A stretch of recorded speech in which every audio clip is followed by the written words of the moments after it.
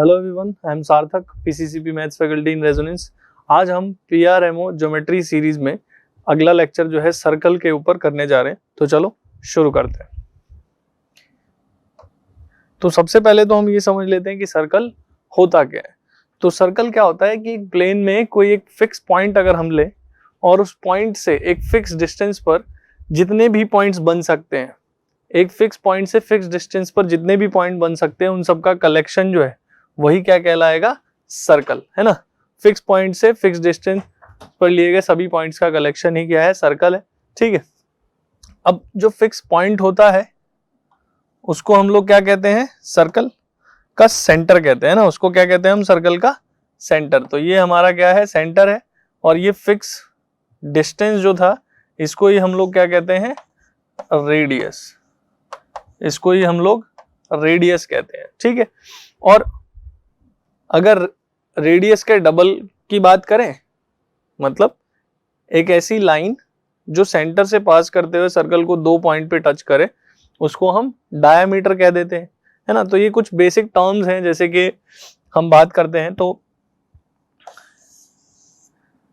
ये सेंटर है। कोई ऐसी लाइन सेगमेंट जो सर्कल को दो पॉइंट पर मिले उसको हम क्या कहते थे, कॉर्ड, है ना। और कोई ऐसी लाइन जो सर्कल को दो पॉइंट पर कट करती हुई निकल जाए, इसको हम क्या कहते थे, सीकेंट।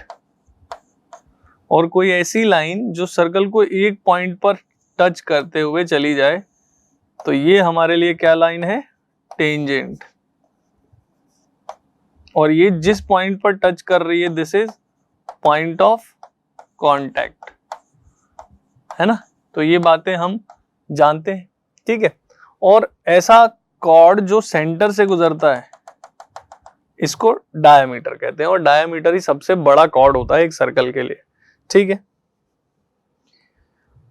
हम अब बात करेंगे सर्कल से रिलेटेड कुछ इंपॉर्टेंट थ्योरम जो आपके 9th क्लास में थी और जो 10th में थी उनके बारे में। ठीक है, तो फटाफट से देख लेंगे क्योंकि आपने पढ़ रखा है सभी।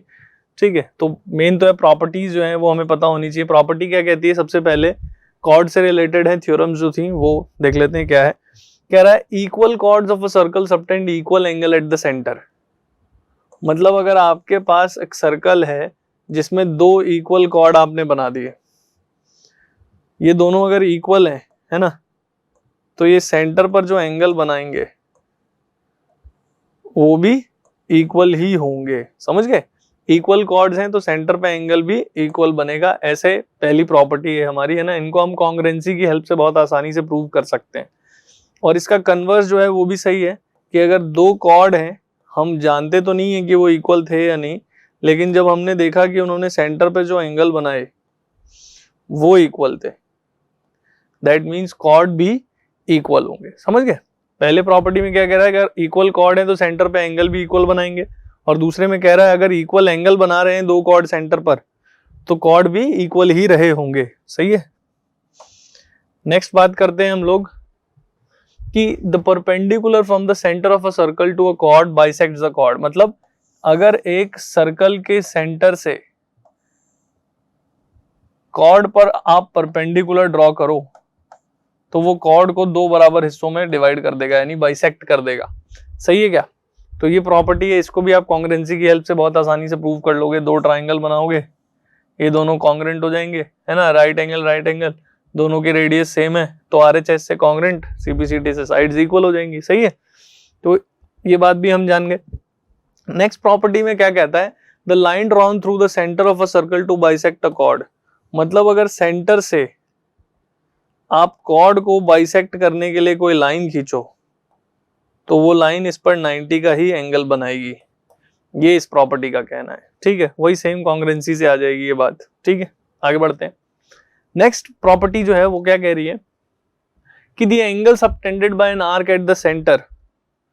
आर्क क्या होता है, सर्कल का एक हिस्सा होता है ना। सर्कल का हिस्सा मतलब सर्कल के सरकमफेरेंस का जो हिस्सा होता है उसी को आर्क कहते हैं। जैसे ये एक आर्क है, ये क्या है, एक आर्क है। तो ये जो है आर्क है। अब ये क्या कह रहा है कि एक आर्क जो है सेंटर पर जो एंगल बनाएगा, the angle subtended bye an arc eight the centre is double the angle subtended bye it at any point on the remaining part of the arc. अब ये सेंटर पर जो भी एंगल बनाएगा, सही है, और इस आर्क को छोड़कर बाकी के बचे हुए आर्क पर जो एंगल बनाएगा, सेंटर पे बना हुआ एंगल इस एंगल के डबल होगा, ऐसी ये प्रॉपर्टी कह रही है। सही है क्या? वो अगर वो थीटा होगा तो ये 2 थीटा हो जाएगा, ये इस प्रॉपर्टी का कहना है। अब आगे बढ़ते हैं और आगे हम समझे तो इससे कुछ बातें आती हैं कि angles in the same segment of a circle are equal. मतलब ये है कि अगर आप एक आर्क लो और उस आर्क से बचे हुए आर्क पर जितने मर्जी एंगल बनाओ वो सब के सब इक्वल होंगे।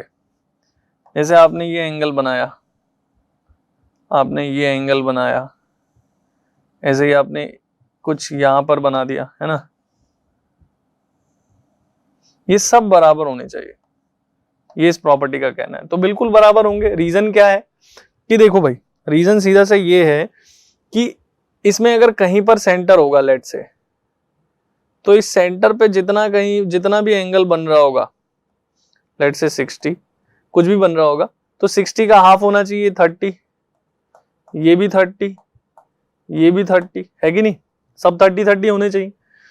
तो ये चाहे जितना भी हो, कहने का मतलब ये जितना भी हो उसके आधे आधे होंगे, तो हर बार इक्वल ही तो आएंगे। तो हम कह सकते हैं एक आर्क से बाकी के बचे हुए आर्क पर जितने मर्जी एंगल बनाओ, है ना, वो सब इक्वल होंगे। तो सेम सेगमेंट में बने हुए एंगल जो हैं वो इक्वल होंगे। और अगले में क्या कह रहा है, angles in the semi circle is a right angle. और अगर आप सेमी सर्कल में कोई एंगल बना रहे हो, let's say this is a circle, तो ये क्या बना, सेमी सर्कल। तो सेमी सर्कल में आप कोई भी एंगल बनाओगे तो वो राइट एंगल ही होगा। रीजन वही है सेम, कि उसने कहा था कि एक आर्क से सेंटर पर जो एंगल बनता है उसका आधा बनता है बाकी के बचे हुए आर्क पर, है ना। तो ये तो मुझे पता है इस बार स्ट्रेट लाइन है, दैट मींस ये 180 होगा, तो उसका आधा कितना होगा, 90। तो हम ये बात ध्यान रखेंगे कि एक सेमी सर्कल में बना हुआ ट्राइंगल हमेशा राइट एंगल ट्राइंगल ही होगा। समझ गए क्या? कोई दिक्कत तो नहीं इस प्रॉपर्टी में। आगे बढ़ते हैं। आगे है साइक्लिक कोऑर्डिलेटरल। साइक्लिक कोऑर्डिलेटरल क्या होता है? ऐसा कोऑर्डिलेटरल जिसके चारों वर्टेक्स सर्कल पर लाई करें, जिसके चारों वर्टेक्स सर्कल पर लाई करें, वो साइक्लिक कोऑर्डिलेटरल होता है। और साइक्लिक कोऑर्डिलेटरल की एक खास प्रॉपर्टी होती है, प्रॉपर्टी ये है कि the sum of either pair of opposite angles of a cyclic quadrilateral is 180 degree, है ना। मतलब कि जो इस कोऑर्डिलेटरल के ऑपोजिट एंगल हैं ए और सी, इन दोनों का सम जो है ये 180 डिग्री होगा, ठीक है। और दूसरी बात ये है कि वही सेम बी और डी का सम भी 180 होगा, क्योंकि टोटल मैं जानता हूं कितना होता है 360। तो वो साइक्लिक कोऑर्डिलेटरल की ये प्रॉपर्टी होती है कि ऑपोजिट एंगल्स का सम जो है वो 180 डिग्री होता है ना। और इसका कन्वर्स भी ध्यान रखेंगे हम, है ना, इसका कन्वर्स जो है वो भी ट्रू है। तो कन्वर्स में ये क्या कहता है कि अगर आपके पास कोई भी कोऑर्डिलेटरल है ना, अगर आपके पास कोई कोऑर्डिलेटरल है जिसमें आपको सिर्फ इतना पता है कि ऑपोजिट एंगल्स का सम, है ना, अगर ऑपोजिट एंगल्स का सम 180 डिग्री है, ए और सी ऑपोजिट एंगल है, इनका सम 180 है, बी और डी ऑपोजिट एंगल्स का सम 180 डिग्री है, ठीक है। तो हम कह सकते हैं ये कोऑर्डिलेटरल कैसा है, साइक्लिक।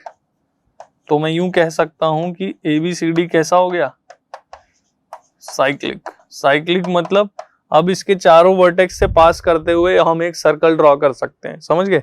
मतलब ये चारों वर्टेक्स अब एक सर्कल पर लाई करेंगे। समझ में आ रही बात? क्लियर है? साइक्लिक का मतलब समझ गए हम। आगे बढ़े। नेक्स्ट है अपने पास टेंजेंट की कुछ प्रॉपर्टीज, है ना, वो पढ़ लेते हैं। कह रहा है कि a tangent to a circle is perpendicular to the radius through the point of contact. मतलब कि अगर हम एक सर्कल बनाएं और एक टेंजेंट बनाएं,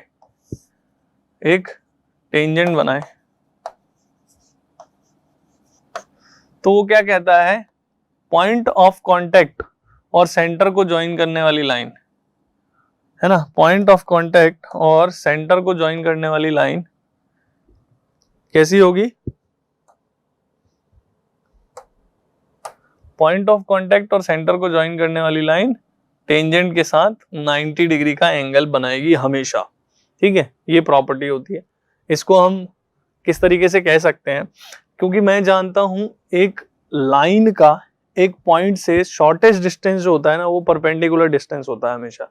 तो अगर मैं इस लाइन को L का नाम दूं और इसको O और इसको P, तो O से P जो है इस O का इस लाइन से सबसे छोटा डिस्टेंस होगा, ये मैं प्रूव कर सकता हूं, क्योंकि इसके अलावा अगर मैं इस लाइन पर कोई भी पॉइंट लूंगा कहीं भी तो वो हमेशा सर्कल से बाहर होगा, और अगर वो सर्कल से बाहर है दैट मीन्स वो रेडियस से बड़ा है। तो यानी कि सिर्फ एक ही डिस्टेंस OP जो है वही रेडियस के बराबर आएगा, बाकी सब रेडियस से बड़े हो जाएंगे, ठीक है। दैट्स वाई मैं कह सकता हूं OP जो है वो हमेशा शॉर्टेस्ट डिस्टेंस रहेगा, इसलिए वो परपेंडिकुलर डिस्टेंस है, सही है। आगे क्या बोलता है कि length of two tangent drawn from an external point to a circle are equal. मतलब अगर एक एक्सटर्नल पॉइंट से आप दो टेंजेंट बनाओ, ठीक है, तो इन दोनों टेंजेंट की लेंथ हमेशा इक्वल होगी, ठीक है। इसको आप कॉन्ग्रुएंसी से प्रूव कर सकते हो इजीली, ठीक है। इन दोनों को कॉन्ग्रुएंट प्रूव करके आप दोनों टेंजेंट को इक्वल प्रूव कर सकते हो, सही है। यहां तक कोई दिक्कत है किसी को? चलो इसके बाद बात करते हैं, ये कुछ थ्योरम्स हैं जो आपके बुक्स में एनसीईआरटी में तो नहीं है, है ना, उसके बाहर हैं कुछ, तो इनको समझते हैं। ये प्रॉपर्टीज भी बहुत काम की है हमारे लिए। ये क्या कह रहा है, in a circle AB and CD are chords intersecting each other at P, then prove that PA into PB is PC into PD, है ना। क्या कहना चाह रहा है कि अगर अपने पास एक सर्कल है जिसमें दो कॉर्ड हैं PA और PB, अगर ये दोनों एक दूसरे को दो पॉइंट पर इंटरसेक्ट करें, है ना, सॉरी ये दोनों AB और CD दो कॉर्ड है जो कि P पर इंटरसेक्ट करें ना, AB और CD, अगर ये दोनों एक दूसरे को P पर इंटरसेक्ट करें तो हमें प्रूव करना है PA और PB का प्रोडक्ट PC और PD के बराबर होगा। क्या कोई दिक्कत है इस बात में, है ना। तो ये इस तरीके से भी हो सकता है, और एक और चीज है कि ऐसे भी तो दो कॉर्ड हो सकते हैं जो सर्कल के बाहर इंटरसेक्ट करें ना, जैसे ये एक कॉर्ड है PA और ये मान लो एक कॉर्ड है PB, सॉरी AB और CD, है ना, और ये दोनों एक दूसरे को यहां जाकर कहीं P पर इंटरसेक्ट कर दे, ठीक है, ये दोनों एक दूसरे को कहीं जाकर P पर इंटरसेक्ट कर दे, तो यहां से भी हम प्रूव कर सकते हैं कि PA इंटू PB और PC इंटू PD जो है वो हमेशा बराबर रहेगा। क्लियर है। और इनको हम कैसे प्रूव कर सकते हैं, क्योंकि आप देखो ध्यान से, तो ये साइड्स हैं, साइड्स के प्रोडक्ट को आप जब भी देखो तो आप इनको रेशो की तरह ट्रीट कर सकते हो। कैसे? किसी एक को यहां भेज दो, तो क्या मैं PA और इधर PC भेज दूं और PD को उधर भेज दूं, तो क्या ये साइड्स का रेशो नहीं मिल गया? और साइड्स का रेशो मुझे मिलता है जब ट्राइंगल्स को मैं सिमिलर प्रूव कर दूं तो मुझे मिल सकता है, सही बात है क्या? सिमिलर ट्राइंगल्स के लिए मैं इसका यूज कर सकता हूं। तो चलो करते हैं जरा। तो एक तो मुझे PA चाहिए, PC, PB, PD चाहिए, है ना, तो मुझे ऐसे ट्राइंगल बना लो जिसमें ये मिल जाए, है ना। तो अगर मैं इसको ज्वाइन कर दूं तो ये मिल जाएगा क्या? इसको ज्वाइन करते ये बन जाएगा, और इसको ज्वाइन करते हुए देखो तो ये ट्राइंगल में मुझे PB और PD मिल जाएगा, इसमें PA और PC मिल जाएगा, सही है। अब आप देखो तो ये एक आर्क AD है, इस आर्क से ये एंगल बना है और इसी आर्क से एंगल B बना है, तो ये दोनों इक्वल होंगे, और ये वर्टिकल ऑपोजिट एंगल है। तो आप देख सकते हो एंगल एंगल सिमिलैरिटी लगा के मैं बहुत आसानी से इन दोनों ट्राइंगल्स को सिमिलर प्रूव कर सकता हूँ, सही है। तो क्या अब मैं लिख सकता हूँ इस बात को कि triangle PCA must be similar to triangle PBD, yes और no, by angle angle similarity. अब साइड्स का रेशो मिल जाएगा मुझे easily, PC upon PB that must be equal to PA upon PD। तो अगर मैं इनको क्रॉस मल्टीप्लाई करूं तो PC into PD will be equal to PA into PB। बहुत इजीली मैं इसको प्रूफ कर सकता हूं, कोई दिक्कत है इस बात में? बताओ। सेम मैं यहां पर भी कर सकता हूं यही चीज, है ना। बस मुझे वो दो ट्राइंगल फॉर्म करने पड़ेंगे जिनमें मैं सिमिलरिटी लगा के साइड्स का रेशो निकाल लूं। ठीक है, सेम काम यहां पर भी मैं कर सकता हूं। क्लियर है? तो ये भी हो जाएगा। नेक्स्ट पे आज चलते हैं प्रॉपर्टी पे। नेक्स्ट प्रॉपर्टी क्या है कि थ्योरम जो है वो इस तरीके से कि अगर PAB कोई एक सीकेंट है, ठीक है, PAB क्या है, कोई एक सीकेंट है, चलो PAB is a secant and PT is a tangent, है ना, PT कोई टेंजेंट है, ठीक है, इस तरीके से PT जो है कोई टेंजेंट है। तो हमें प्रूफ क्या करना है कि PA into PB will be PT square, है ना। अगर चाहूं तो इसको भी ऐसे ही लिख सकता हूं क्या, PA इंटू PB, और इस PT स्क्वायर को लिख देता हूं PT इंटू PT, और एक PT नीचे भेज दो यहाँ पर PA अपॉन PT, और इधर PB को नीचे भेज दो तो PT अपॉन PB। तो यहां भी सिमिलैरिटी आ सकती है, साइड्स का रेशो मिल जाएगा और सिमिलर से काम चल जाएगा, है ना। तो समझो जरा, अगर मैं इसको ज्वाइन कर दूं तो एक ट्राइंगल मिलेगा मुझे PBT, जिसमें मुझे PB और PT मिल जाएगा। अब मुझे PA चाहिए, PA, तो उसके लिए एक ट्राइंगल बनाना पड़ेगा। तो अगर मैं इसको ज्वाइन कर दूं तो मुझे यहाँ ट्राइंगल मिल जाएगा PA, और जिसमें PT भी मिल जाएगा छोटे वाले में। सही है क्या? दो ट्राइंगल बन गए, ठीक है। और अगर मैं ध्यान दूं तो दोनों ट्राइंगल जो है मेरे पास क्या क्या है, एक तो ट्राइंगल PAT हो गया और एक ट्राइंगल PBT हो गया। चलो अभी इनको सिमिलर करेंगे। तो इन दोनों में क्या एंगल P कॉमन है? हाँ, है ना, एंगल P तो दोनों में ही कॉमन है। अब अगर एंगल P कॉमन है दोनों में, एक एंगल तो मिल गया, इसके बाद तो इसके बाद जो दूसरा एंगल है वो मैं किस तरीके से ढूंढ सकता हूं वो समझते हैं, वो इंपॉर्टेंट है अपने लिए। ठीक है, आप समझना जरा। अगर ये एंगल देख रहे हो जो आप, ठीक है, ये एंगल में कुछ थीटा कहूं, ये एंगल अगर मैं थीटा कहूं तो ये जो एंगल होता है ना, ये भी थीटा के बराबर ही होता है। ठीक है, इस प्रॉपर्टी को क्या कहते हैं? ये प्रॉपर्टी क्या है? एक टेंजेंट और एक कॉर्ड के बीच में जो एंगल बनता है वो उस कॉर्ड से बने हुए, उस कॉर्ड से जो उस, या कह लो उस आर्क से जो एंगल बनता है अल्टरनेट सेगमेंट या सेगमेंट के अंदर, उस कॉर्ड से या उस आर्क से जो ऑपोजिट सेगमेंट में एंगल बनता है वो इक्वल होते हैं। तो इसको हम क्या कहते हैं? ऑल्टरनेट सेगमेंट बोलते हैं। क्या बोलते हैं इसको? Alternate segment. अब ये कैसे आता है ये समझ लो। ठीक है, ये बहुत आसान है। ठीक है, देखो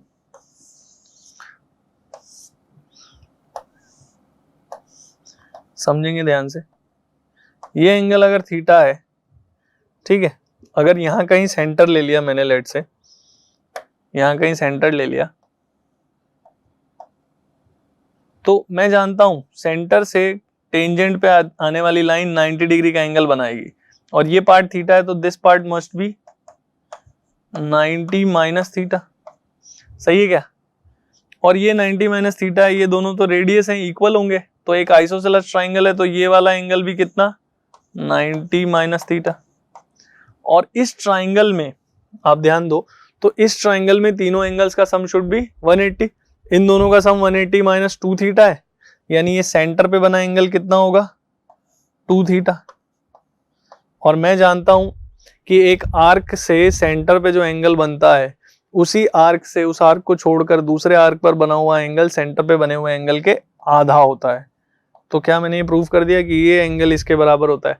तो ये अल्टरनेट सेगमेंट थ्योरम है ना। हमें ये भी ध्यान रखना है कि एक टेंजेंट और एक कॉर्ड के बीच में जो एंगल बनता है वही एंगल अल्टरनेट सेगमेंट में बनता है, मतलब उस सेगमेंट, उस आर्क से बने हुए, उस आर्क से दूसरे आर्क पर बने हुए एंगल के बराबर होता है। सही है, क्लियर है बात? तो ये अब ये दोनों सिमिलर हो जाएंगे, cos PAT का एंगल T और बड़े ट्राइंगल PBT का एंगल B बराबर होगा। सही है, ऑल्टरनेट सेगमेंट एंगल है ना।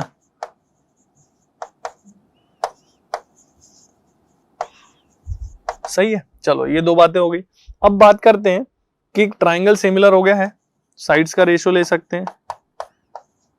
तो यहां पर थोड़ा सा ध्यान देंगे, एंगल P तो P के बराबर है ही सही, पर इसका एंगल T B के बराबर है, तो यहाँ पर B कॉरेस्पॉन्डिंग पोजीशंस को ध्यान रखेंगे, तो A की जगह अब T को आना पड़ेगा, PTB हो जाएगा, सही है, बड़े ट्राइंगल में। अब ये सिमिलर हो गए हैं एंगल एंगल सिमिलैरिटी से। अब ये सिमिलर है तो साइड्स का रेशियो मिल जाएगा, that is PA upon PT, PA upon PT must be equal to PT upon PB। Cross multiply करेंगे, that will be PA into PB और इधर से PT स्क्वायर।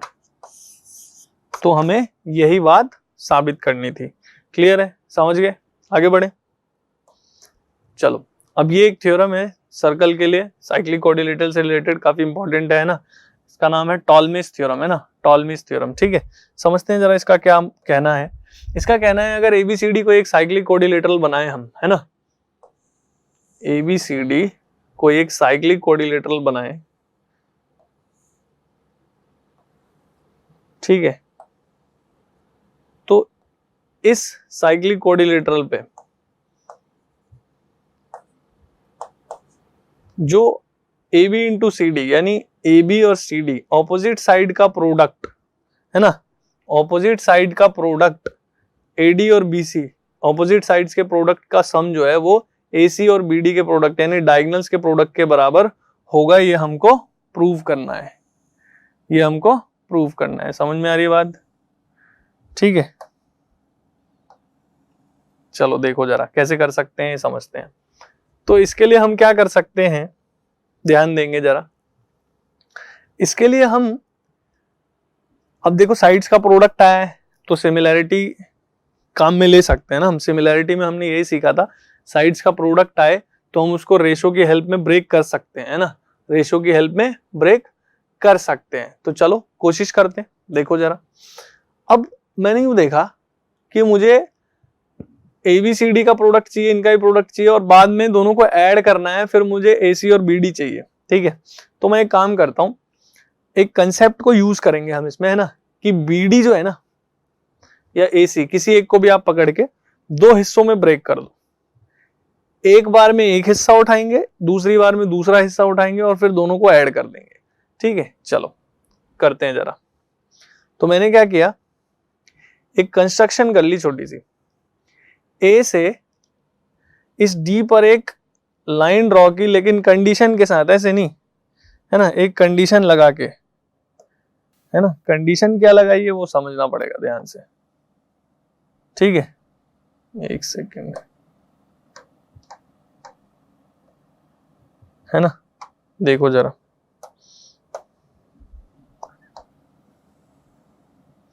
है ना, कंडीशन क्या है वो समझना। A से इस BD पर एक लाइन ड्रॉ करी, कुछ भी नाम रख देते हैं इसका E।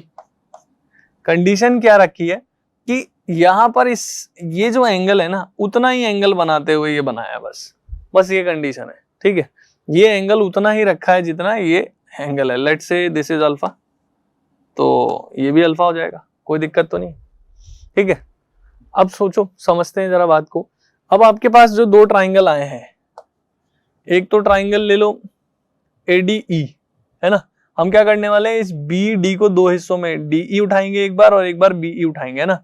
तो ADE उठा लेते हैं।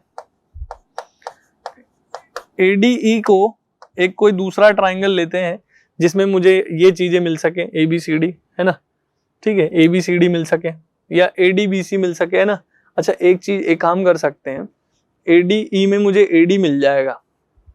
ठीक है, अब मैं एक ट्राइंगल ले लेता हूं जिसमें मुझे BC मिल जाए। तो चल ABC ले लूं क्या, ABC में BC भी मिल जाएगा और दोनों एंगल अल्फा है ही सही, है ना। ABC ले लेता हूं।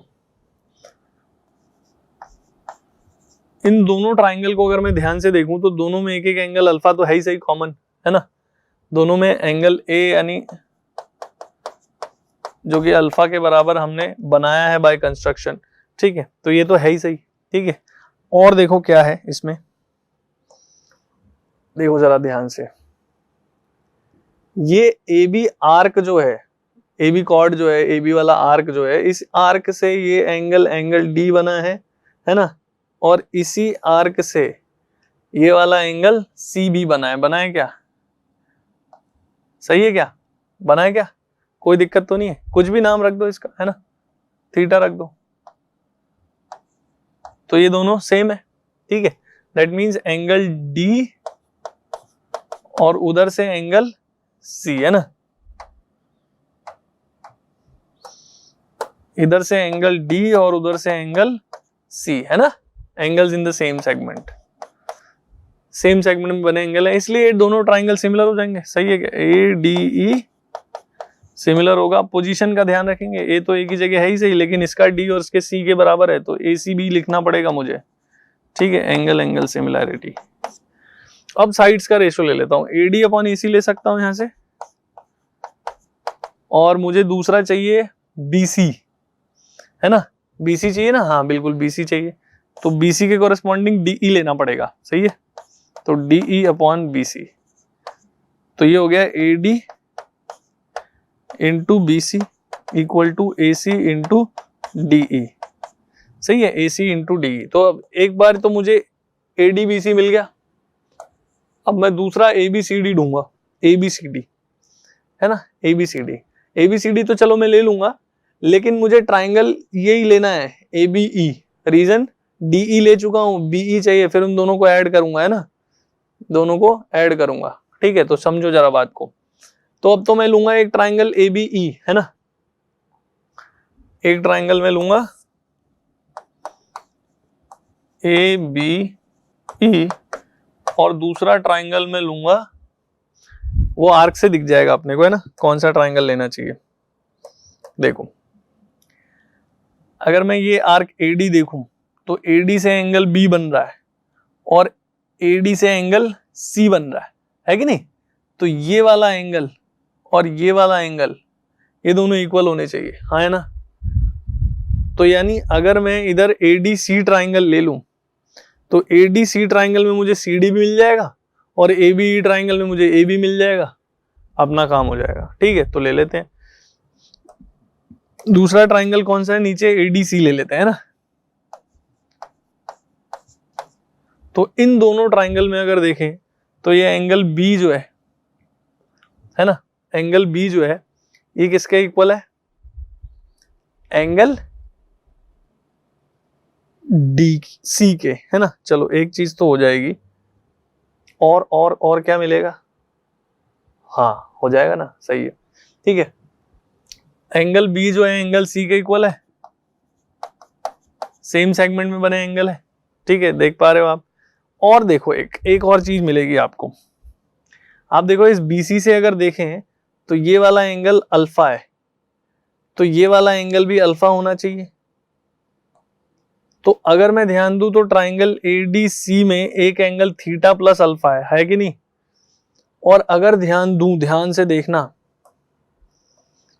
कि ये वाला एंगल इस ट्राइंगल के लिए एक्सटीरियर एंगल है क्या, एंगल AEB,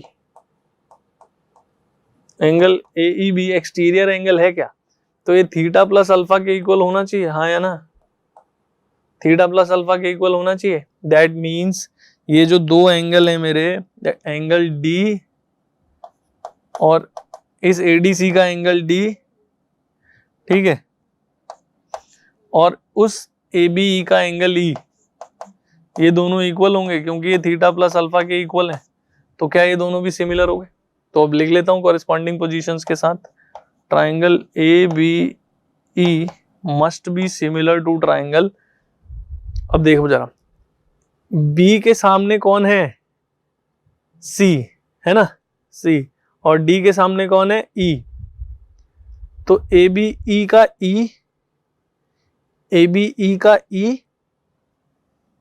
और ACD का D, तो ये तो D तो सबसे लास्ट में आ गया। B के सामने C है तो C और A, ACD, कोई दिक्कत तो नहीं है, समझ में आ रही बात, ठीक है। चलो बढ़िया, ठीक है। वैसे तो यहां से भी देख सकते थे, इतना दिमाग लगाने की भी जरूरत नहीं थी, है ना। ये ABE में ये एंगल अल्फा है, इसका ये अल्फा है, ये पार्ट कॉमन नहीं है, तो इसका ये वाला एंगल अल्फा प्लस दिस और इसका ये वाला एंगल अल्फा प्लस दिस, है ना। तो कॉमन एंगल से भी काम हो ही जाता है ना, इतना दिमाग लगाने की जरूरत नहीं पड़ती। ठीक है, एंगल एंगल सिमिलैरिटी आ गई। क्लियर है बात? चलो अब साइड्स का रेशो लेते हैं। ए बी अपॉन ए सी ले सकता हूं, है ना। चलो ए बी अपॉन ए सी, और मुझे सी डी भी चाहिए, तो सी डी के लिए बी ई लेना पड़ेगा। क्रॉस मल्टीप्लाई करेंगे तो A B into C D आ जाएगा और इधर ए सी इंटू बी ई आ जाएगा। अब बस दोनों को ऐड कर दे, अपना काम खत्म। दोनों को ऐड करेंगे तो लेफ्ट में तो जो चाहिए वो मिल ही जाएगा। दोनों को ऐड करेंगे तो लेफ्ट में जो चाहिए वो मिल जाएगा। तो क्या मिलेगा? A B into C D plus A D into B C, और दूसरी तरफ क्या मिलेगा? A C into D E plus A C into B, A C into D E plus A C into B E. ठीक है, A C common है, क्या बचा? D E plus B, D E plus B E. ठीक है, और D E plus B क्या है? इसी को तो यूज कर रहे थे हम, D E plus B, D B बन जाएगा, that means A C into B D. हो गया प्रूफ। ठीक है, क्या ये बात समझ में आई कि टॉलमीज थ्योरम का कहना इतना सा है कि एक साइक्लिक क्वाड्रिलेटरल में ऑपोजिट साइड्स के प्रोडक्ट का सम डायगोनल्स के प्रोडक्ट के बराबर होता है। समझ गए? आगे बढ़ते हैं। आगे हमारे पास क्वेश्चन है। क्वेश्चन का कहना है कि we have a parallelogram ABCD और उसके अंदर एक पॉइंट है O। इस तरीके से है कि AOB और COD का सम 180 है, तो आपको एंगल OBC और ODC को बराबर दिखाना पड़ेगा। ठीक है, तो करते हैं जरा ट्राई। ठीक है, इस तरीके से मान लेते हैं कोई पैरेललोग्राम है अपने पास। ठीक है, ABCD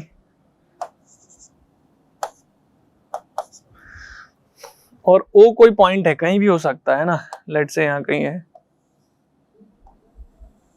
ना। तो इस तरीके से बना हुआ है ये कि AOB और COD इन दोनों एंगल्स का सम 180 डिग्री दिया हुआ है। ठीक है, इन दोनों एंगल्स का सम 180 डिग्री दिया हुआ है, और angle OBC this one and angle ODC this one, इन दोनों को इक्वल हमें प्रूव करना है। ठीक है, तो चलो ट्राई करते हैं जरा। आपने साइक्लिक क्वाड्रिलेटरल में पढ़ा था कि एक साइक्लिक क्वाड्रिलेटरल में ऑपोजिट एंगल्स का सम 180 होता है ना। तो ये दो एंगल्स का सम 180 तो दिखा, पर वहां साइक्लिक क्वाड्रिलेटरल नहीं बना हुआ है, मतलब ऐसा कोई क्वाड्रिलेटरल नहीं बना हुआ है। तो हम क्या करेंगे? कंस्ट्रक्शन करेंगे ताकि हम एक ऐसा क्वाड्रिलेटरल बना सके जिसमें ऑपोजिट एंगल्स का सम 180 बन जाए, है ना। बस ये बात करेंगे। तो हम क्या कर सकते हैं? देखो, ये जो CD ट्राइंगल है, CD ट्राइंगल जैसा अगर ट्राइंगल यहां बना दूं या इस AOB ट्राइंगल जैसा ट्राइंगल ऊपर बना दूं, ठीक है, समझना। अगर मैं इस COD ट्राइंगल जैसा ट्राइंगल अगर एक यहां नीचे बना दूं तो क्या अपना काम नहीं हो जाएगा? कुछ भी नाम रख दो इसका, ABE रख दो, हाँ है ना। कैसे? देखो, मैं क्या कर रहा हूं, कॉन्ग्रुएंट ट्राइंगल बनाने की कोशिश कर रहा हूं। मैंने इस तरीके से बनाया है कि OD जितना है ना उतना ही इसको AE को बना रहा हूं, ये OC जितना है ना उतना ही इसको बना रहा हूं, और पैरेललोग्राम की ऑपोजिट साइड तो इक्वल होती ही है ना। तो ये ट्राइंगल इस ट्राइंगल के कॉन्ग्रुएंट होगा, इसलिए ये एंगल और ये दोनों एंगल, ये एंगल इसके बराबर हो जाएगा, हाँ है ना। क्या कोई दिक्कत है? तो क्या मैं यूं कह सकता हूं कि अब एंगल AOB और एंगल AEB का सम 180 हो गया, हाँ है ना। दैट मीन्स AEBO एक साइक्लिक क्वाड्रिलेटरल बन गया, हाँ है ना। साइक्लिक क्वाड्रिलेटरल बनते ही मैं अब ये समझ चुका हूं कि एक सर्कल बनाया जा सकता है इनसे पास करता हुआ। तो अब सर्कल की प्रॉपर्टीज को मैं यूज कर सकता हूं।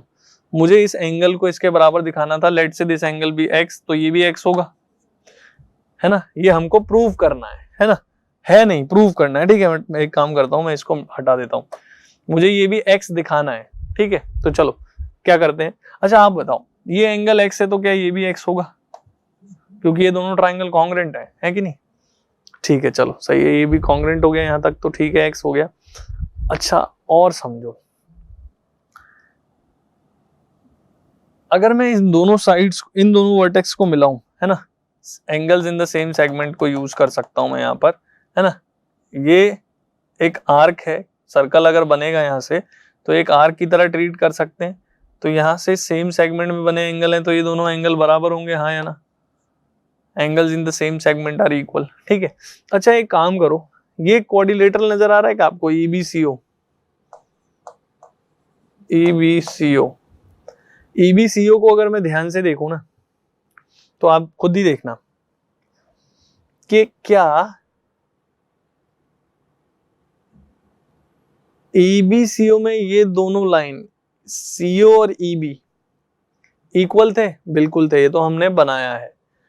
क्या CO और BE को पैरेलल कह सकते हैं क्या, हाँ या ना, बताओ जरा, आप ही बताओ, बोलो हाँ या ना, कह सकते हैं क्या, बिल्कुल कह सकते हैं ना, कह सकते हैं बिल्कुल। कैसे कहेंगे ये समझो, देखो ध्यान से समझते हैं। ये देखो, ये पैरेललोग्राम था ABCD ऑलरेडी, तो this angle must be equal to,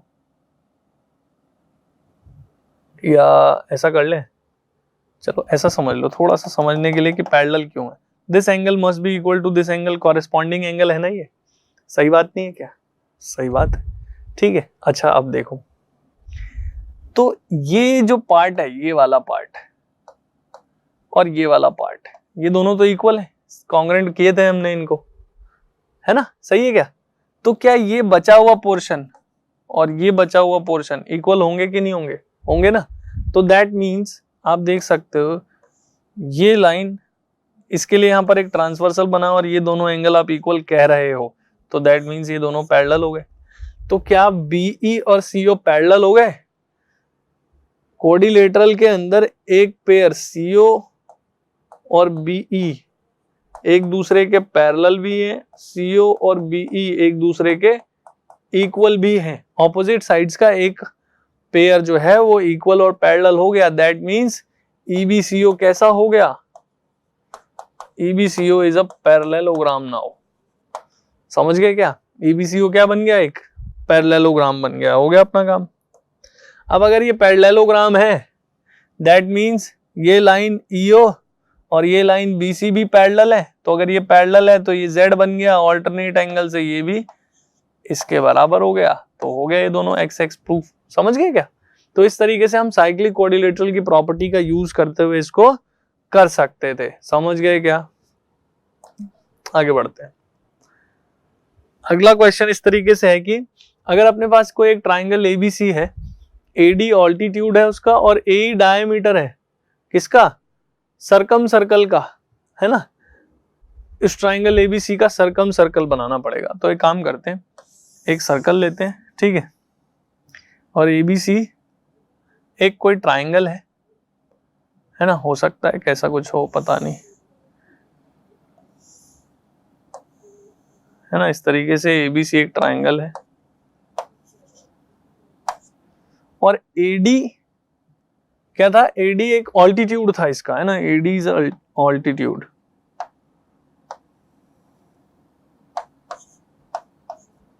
और AE इसका डायमीटर था इस सर्कल का। लेट से ये सेंटर हो गया मान लेते हैं, लेट से दिस इज द सेंटर, है ना, सही है। मुझे प्रूफ क्या करना है, मुझे ये प्रूफ करना है कि ये जो दो साइड है AB और AC, इसका प्रोडक्ट इस ऑल्टीट्यूड और इस डायमीटर के इक्वल होगा, इस डायमीटर और ऑल्टीट्यूड का प्रोडक्ट के बराबर होगा, ये दो साइड्स का प्रोडक्ट, है ना। तो समझो, क्या मैं इसको वही सिमिलैरिटी से देख सकता हूं, अगर मैं AD को यहां भेज दूं और AE को वहां भेज दूं, ठीक है, क्लियर है क्या? तो क्या मैं इसको कर सकता हूं इजीली? हाँ है ना, आप ही बताओ। देखो समझना बात को, ए बी और ए डी चाहिए, ए बी और ए बी डी में मिल जाएगा, हाँ है ना, तो ट्राइंगल ए बी डी में मिल जाएगा। और दूसरा क्या चाहिए? ए ई और ई सी, ए ई और ए सी, तो इसके लिए मुझे एक ट्राइंगल ए सी ई की जरूरत पड़ेगी, तो मैं एक काम करता हूं, इसको मिला लेता हूं। सही है, अब मैं ट्राइंगल ए सी ई को ले लेता हूं, हाँ है ना, चलो ठीक है, ये हो गया अपना काम। अब देखो क्या क्या ले सकते हैं इसमें, कोई आर्क यूज, हाँ बिल्कुल, ये ए सी आर्क दिख रहा है आपको, इस ए सी आर्क से ये एंगल ए बी बन रहा है और इस ए सी आर्क से एंगल ए ई सी बन रहा है, हाँ है ना, ये दोनों एंगल मिल गए मुझे, एंगल बी और एंगल ई मिल गए इक्वल, ठीक है, angles in the same segment.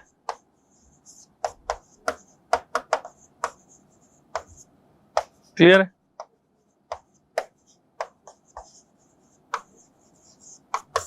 ठीक है, और देखो इस ट्राइंगल ADB में एंगल D90 है, और क्योंकि ए डायमीटर था तो बात हुई थी सेमी सर्कल में बना हुआ ट्राइंगल हमेशा राइट एंगल होगा, दैट मींस एंगल C भी 90 हो जाएगा, तो एंगल D और एंगल C दोनों इक्वल हो गए, ठीक है क्या? तो एक प्रॉपर्टी की तरह भी हम ध्यान रखेंगे इसको कि ये जो ट्राइंगल है तो सिमिलर हो ही गया, triangle ABD similar to triangle, बस ध्यान से पोजीशन सही लिख देते हैं, B की जगह E और D की जगह C, तो AEC है ना, बाय एंगल एंगल सिमिलैरिटी, तो AB अपॉन AE मिल जाएगा, और इधर से क्या चाहिए था? BD और BD चाहिए था क्या? नहीं चाहिए था, AD चाहिए था, हाँ AD अपॉन AC मिल जाएगा, AD अपॉन AC मिल जाएगा, तो इनका प्रोडक्ट करेंगे तो that will be AB into AC will be equal to AD into AE, सही है क्या? ठीक है, तो हम इसको प्रॉपर्टी की तरह भी ध्यान रखेंगे कि एक ट्राइंगल, अगर एक ट्राइंगल ABC बनाया और एक सर्कम सर्कल बनाया, तो उस ट्राइंगल के दो साइड्स का प्रोडक्ट और उन साइड जिनके बीच में आप ऑल्टीट्यूड बना रहे हो उस ऑल्टीट्यूड का प्रोडक्ट और उसका डायमीटर का प्रोडक्ट सेम आएगा। समझ में आ गई क्या बात? ठीक है, चलो आई होप ये सभी चीजें जो हमने सर्कल से रिलेटेड पढ़ी आपको समझ आई होंगी। That's all for the day, thank you.